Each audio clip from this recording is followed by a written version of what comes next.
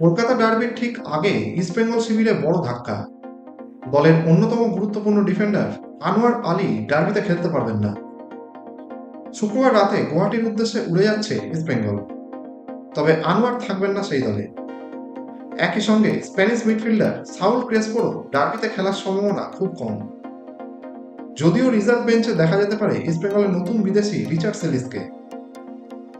Mumbai city এফসির বিপক্ষে ম্যাচে চোট পান আনোয়ার। সেই ম্যাচেই হুইলচেয়ারে করে মাঠ ছাড়েন তিনি। এরপর থেকে তিনি আর অনুশীলন করতে পারেননি। গত দুদিন দলের সঙ্গে অনুশীলনে উপস্থিত থাকলেও পায়ে বল লাগানো দূরের কথা, শুধু সাইড লাইনেই বসেছিলেন তিনি। শুক্রবার অনুশীলনেও আসেননি। জানা গেছে তার পায়ের চোট এখনো সারেনি, পা ফুলে রয়েছে। জুতো পরতেও নাকি সমস্যা হচ্ছে।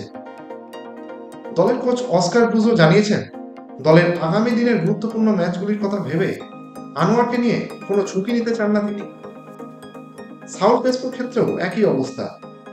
তিনি হালকা অনুশীলনে ফিরলেও শারীরিক ফিটনেস পুরোপুরি ফিরে পাননি। এমন অবস্থায় তাকে মাঠে নামানো নিয়ে সংশয়ে রয়েছেন কোচ। তবে ইস্টবেঙ্গলের নতুন বিদেশি রিচার্ড সেলিসকে দ্রুত দেশের মাটিতে আনার চেষ্টা করা হয়েছে। শনিবার সকালেই মাদ্রিদ থেকে দিল্লি হয়ে গুয়াহাটি পৌঁছানোর কথা তার। পরে তার নাম থাকতে পারে, কিন্তু সেলিসকে একবারও অনুশীলনে দেখেননি কোচ। তাই ডার্বির মতন ম্যাচে তাকে খেলানো কতটা নিরাপদ হবে তা নিয়ে সন্দেহ রয়েছে। হয়তো শেষ মুহূর্তে কয়েক মিনিটের জন্য নামানো হতে পারে, তাও পরিস্থিতি বুঝে।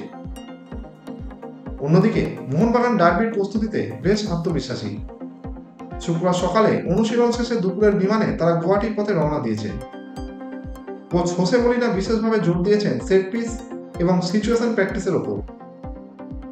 মাঠে নেমে কিভাবে পরিস্থিতি সামাল দিতে হবে তা নিয়ে যথেষ্ট প্রস্তুতি নিয়েছে দল।